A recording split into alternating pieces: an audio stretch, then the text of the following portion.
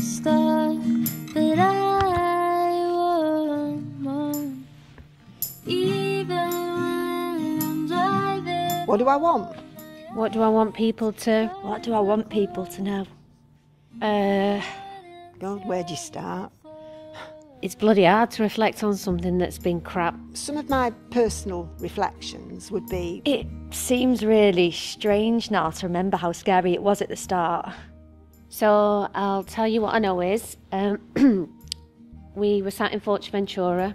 We were sat by the pool, me, Tim and my little girl Daisy. We were watching it on the TV above the pool bar. And they were all in white suits in work. And I remember turning to Tim and said, bit dramatic. I mean, are they overdoing it a bit? Look at them all, they're all dressed in spacesuits. I thought, don't be ridiculous, what a load of nonsense. We were saying, like, remember when Ebola was supposed to be a pandemic? I'm not nervous about that. We got back, landed back, and literally I did an on-call shift, and we were talking about receiving our first COVID positive patient on site. And it was like a spaceship were going to land. And you think, no, that won't happen here. And actually it did. Initially, when things started to come through and they were talking about, you know, the required level of PPE, well, some of the stuff they were sending us was the guidelines for managing cases of Ebola. I mean, that's when the penny started to drop, that this is serious, you know, this isn't like flu. And then my housemate was saying we're going to go in lockdown soon. It'll be illegal to leave your house, and I was like, where are you getting this from? I can remember us having a meeting with myself and my manager and a lot of the band 6s and 7s, and we cried. We could potentially be nursing each other, our relatives, our friends. I think when we started to realise how much it was going to impact on us, we genuinely, well, a lot of us, cried. It seemed like a joke at first, and then as it got more serious, I was terrified. I think if we'd been asked at the time if we were ready for it, we would have said yes. Yeah. I mean, that's our job. We're ready for emergencies. You know, it's that, almost that sense of impending doom that this is really coming. Everything you prepare before it happens will seem like an overreaction, and then afterwards it will seem like a gross underreaction. I think we were as prepared as we could be with the information that we had.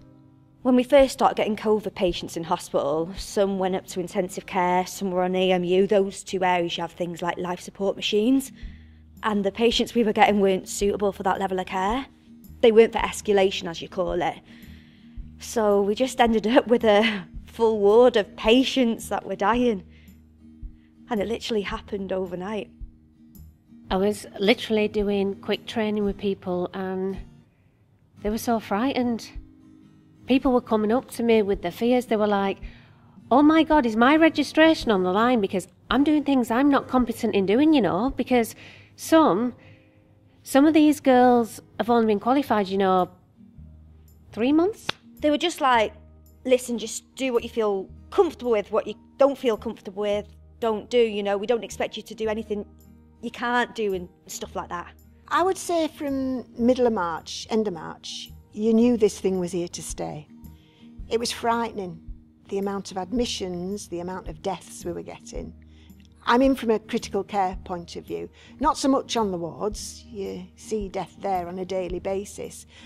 But when you've got 3 or 4 a day dying in the most horrible way, it sort of kicks in, really. The amount of patients that were for end-of-life care and the amount of death we had on the ward was probably the biggest impact. So as a nurse on a ward, you have 8 patients, that's the golden ratio for staffing. And one day I registered 7 deaths.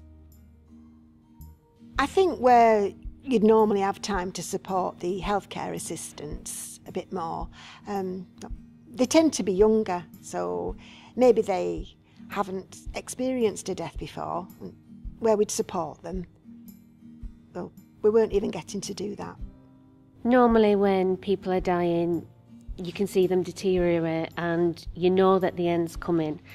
And obviously it's thick mucus on the chest. And one night I had an elderly gent, well, I say elderly, probably in his 60s, and one minute they're absolutely all right. You know they're COVID positive, they sat up in bed, they're asking you to get a cup of tea, having a bit of banter or giving you a bit of grief or whatever. And literally, you turn round and they're gone. Because it takes you so quickly. It's like they drown in it. Anytime I wasn't on the ward physically doing something or being the sister, I'd just be crying, just be having an absolute meltdown. As soon as someone more senior than me would show their face, I'd be like, oh, how's it going? I'd be like, I don't know, I think I might have done everything wrong. A lot of us had some really difficult conversations at home about being able to come to work. And personally for me, my husband was like, absolutely, you can't go, you're not going.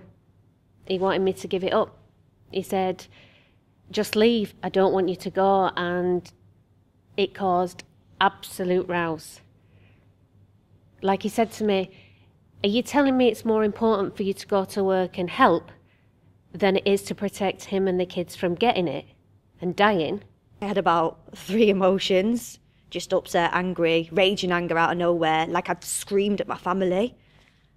And I'm not a particularly angry person. I'm not saying that that's never happened, but it's not me. I knew that was a reflection of my mental health. I could just go from 0 to 100 at work as well. My answer was like, no, it's not more important. Of course it's not. But I'm still going to go.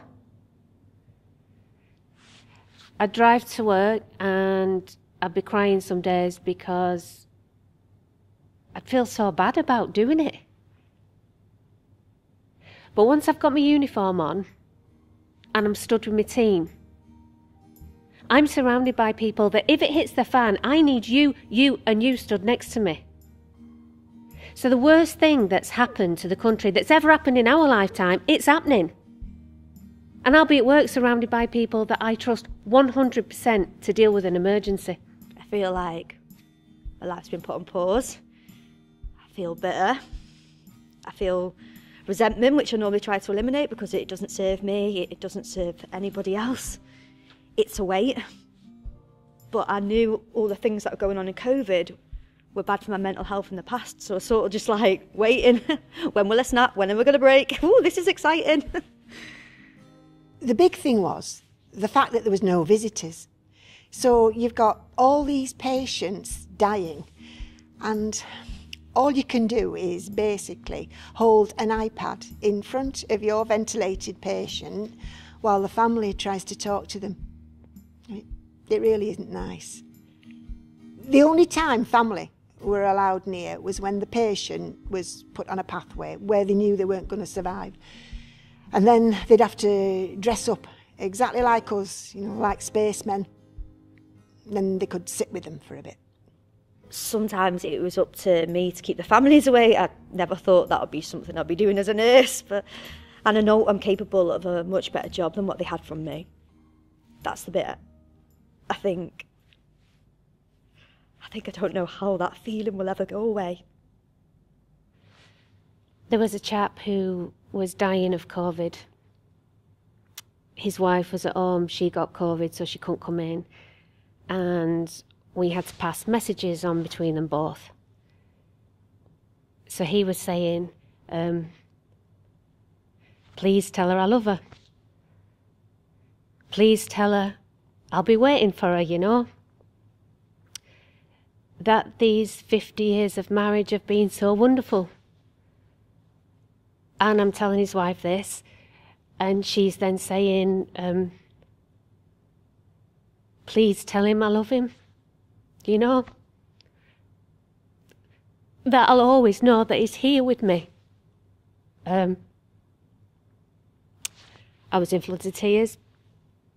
I mean, I suppose I see it as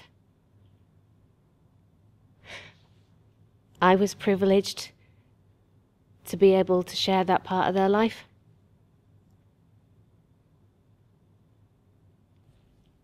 Then I've had dreams that my family members are dying, and I either go there when I know I've stopped other families being together, or I don't go. And I know that's what I've done to other families. When I think about it, I can tell that's my guilt about what I've done to these patients or this family. I have nightmares all the time about it. So it's like war, or I imagine an aeroplane.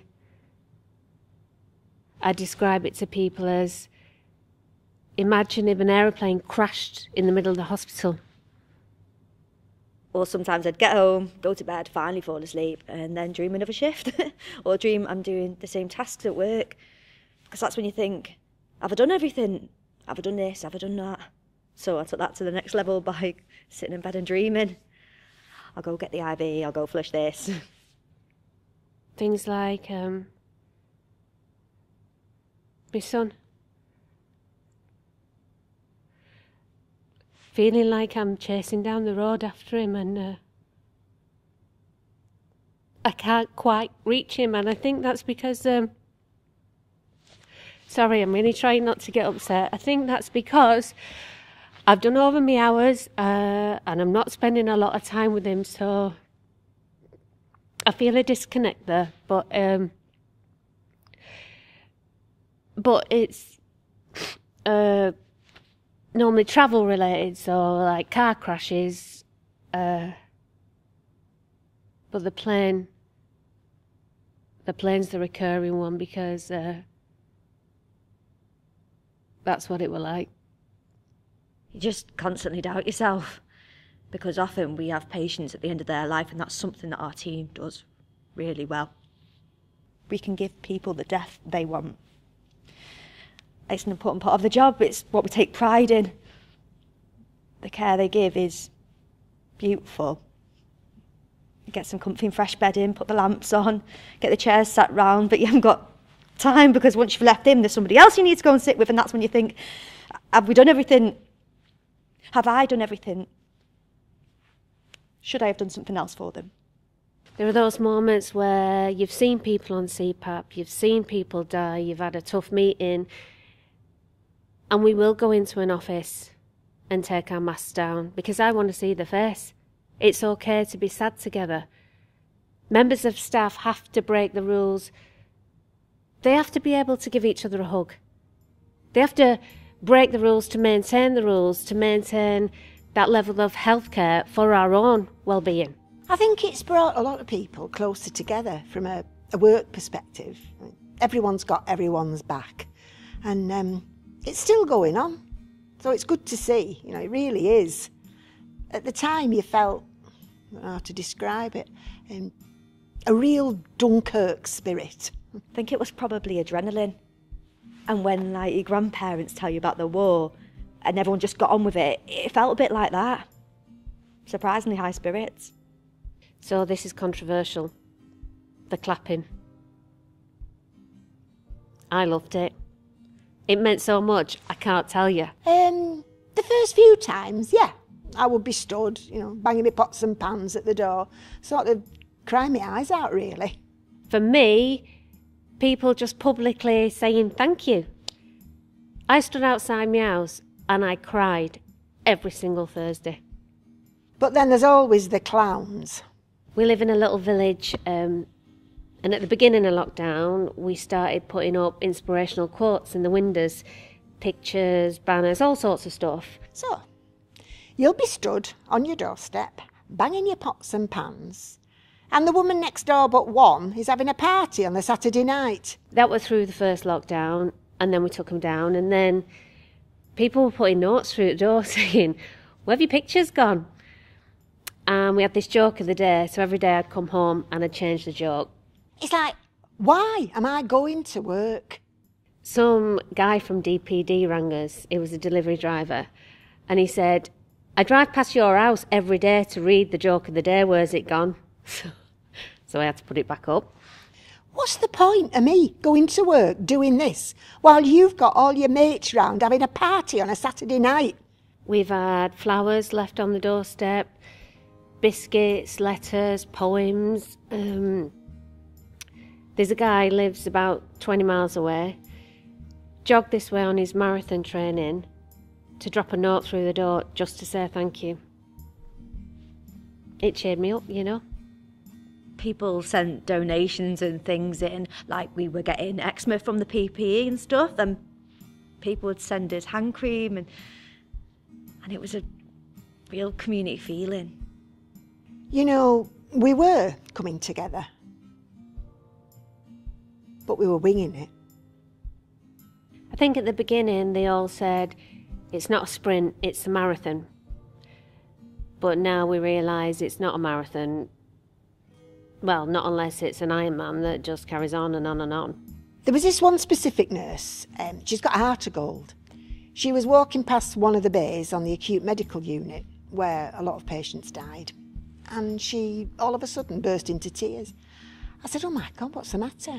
She said, I've just had flashbacks. I said, right, come on, let's go and have a cup of tea.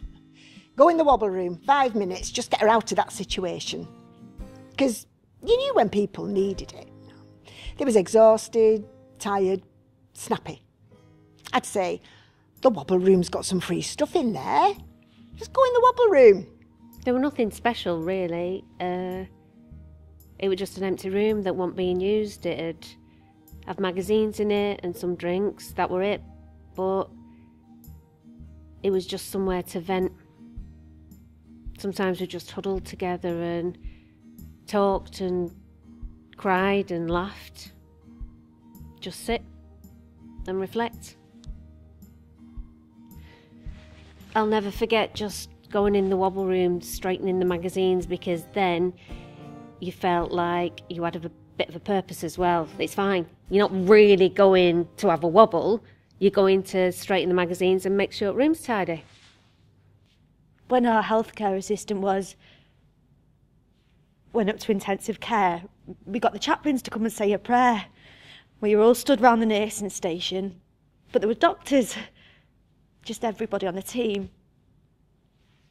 And we were all wearing scrubs. And I just remember thinking, it gave us a boost in a way, that we were all the same, that we were all struggling. I think people stuck together with each other because it's not all doctors and nurses. I mean, I think a lot of the doctors and nurses realise that the porters, the cleaners, everyone, the volunteers, we couldn't have gotten through it without them. You were seeing a lot of the staff looking at how tired they are and asking them to do back-to-back shifts. But we wanted to do it. We had no choice because something got you out of bed the next day, no matter how exhausted you were. No matter what time, night or day, everyone wanted to do the bit. I think it's starting to feel a bit better now, because I think we accept that if we don't look after ourselves, well, we can't look after our patients. And I think that's a culture thing that we have at Oldham, about kindness. We have to be kind to ourselves as well as each other. You know, I'm not a superhero. We don't wear these capes. We have a lot of weak moments. I know we was portrayed as if we were superheroes of the frontline work, but actually we was just surviving. I think, retrospectively, we were woefully unprepared. We had no idea what was going to hit us. I wasn't a hero in a super cape. I was just going to work. I was doing my job. But I am so proud of the teams. And I'm proud of myself to a certain extent that I was able to manage my teams and that I was able to come back every day and do it all over again. And I'm so proud of the NHS and Oldham, and the kindness that we've shown each other. I was very much a workaholic, work till I dropped type person before, but not now.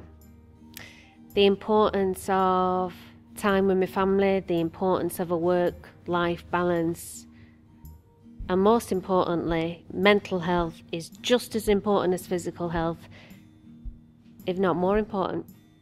I don't know what I'm going to be like if I'm going to be a mess when this is over.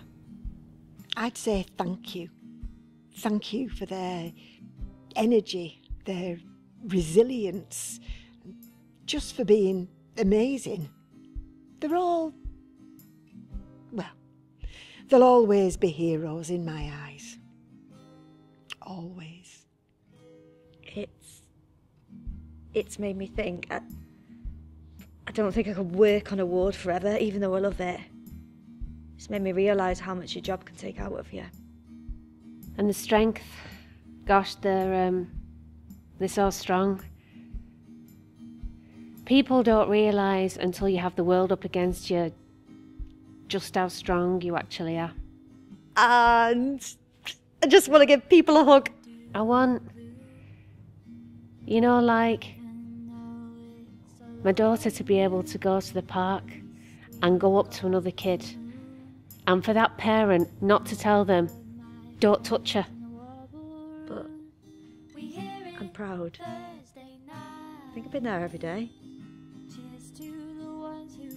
I've done my bit.